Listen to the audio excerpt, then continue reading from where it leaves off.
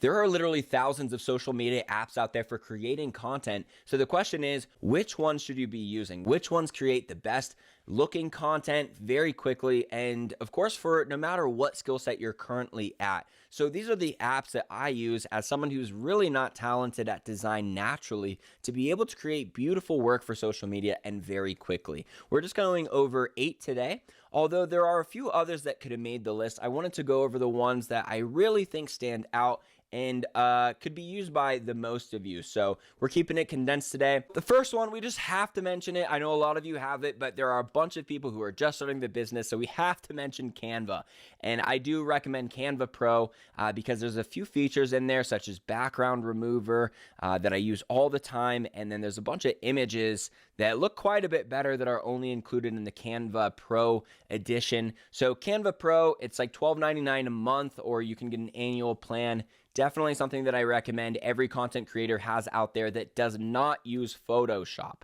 Photoshop is, of course, the more advanced version, and you can build anything with it. But because there are so many different options, it makes it very difficult for someone who's brand new at graphic design or really not skilled at art in any form, like myself, to use an app like this and start with some very easy to work with templates and make some beautiful images. So Canva, got to mention that first.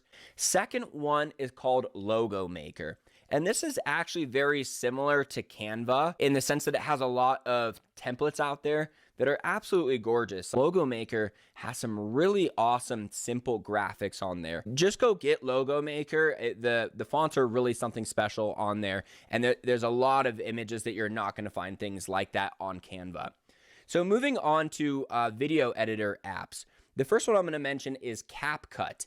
And this is the most popular video editor by far right now. In fact, it is the top free app in the App Store at all. And I don't know if Instagram made it or TikTok.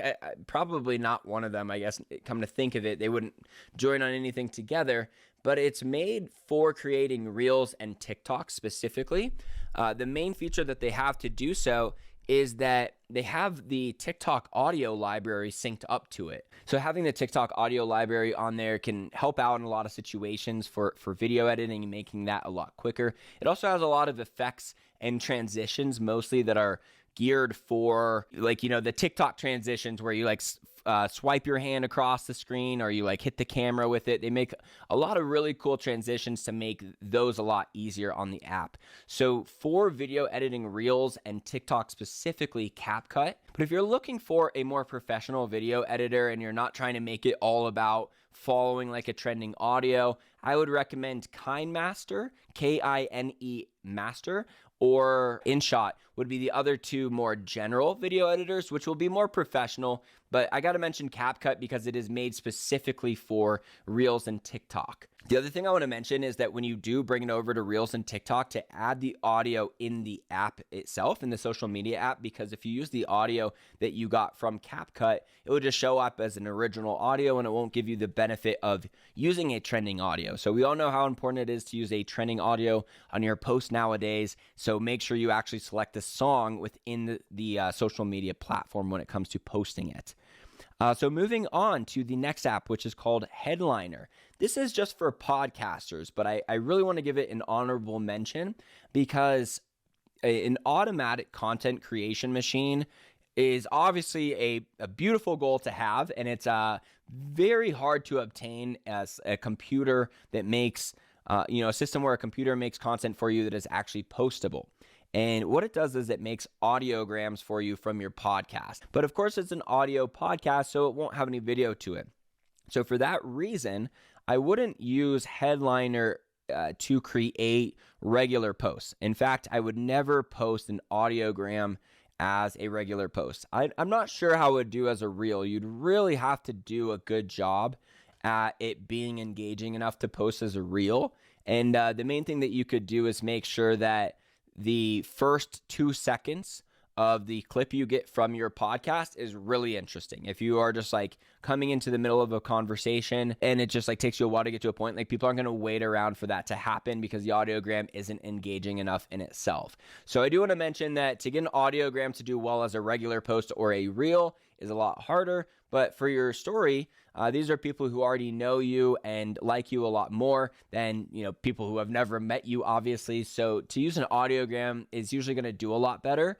And Headliner, what you can do is you can create an automation where it syncs up to your podcast, and then you can select it to send you a random clip that it automatically selects from your podcast, or you can even set markers that you want it to download from. So while you're editing your podcast, you can set these things called markers on the actual audio timeline. So if I wanted to grab a bit from 1 minute 15 in, I could set a marker there, and then Headliner will pick up on that marker and then say, all right, it looks like Derek wants a 15-second clip starting there, and grab that for me. So that's one way you can control it. But if you use the automatic feature in Headliner to just automatically send you just random clips from your show each week, which is obviously like the preferred way, right? It's less of a job.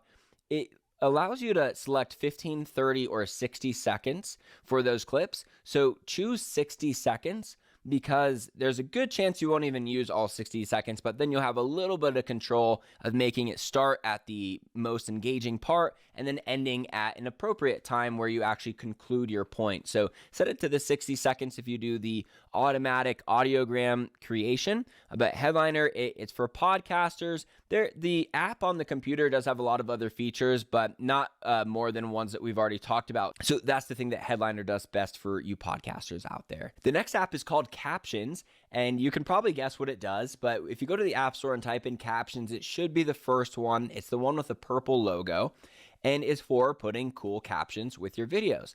There is a captions feature in Reels and TikTok, but both of them don't make very engaging captions to go along with your teaching topics. So I would recommend using this app. But if you've seen Alex Hormozi's Reels, or a lot of other top entrepreneurs will have this really engaging caption format where it's like 3 to 5 words on the screen at a time, real big and bold, and then they have like a highlighted words, usually in a different color. And if you're doing a teaching topic without captions in it, there's a lot of people who watch Instagram without their volume on, and they will just skip over your post if you don't have captions on it. So it's very important that you have captions at all in the first place. But on top of that, you want to make sure they're really engaging. So I prefer this Captions app. The next 2 apps we're going to be mentioning are both for creating beautiful story posts. And the first one is called Mojo, Mojo, and the second one is called Unfold. And they actually do the exact same thing, which is provide you with a lot of 9x16 templates to post some really cool stories.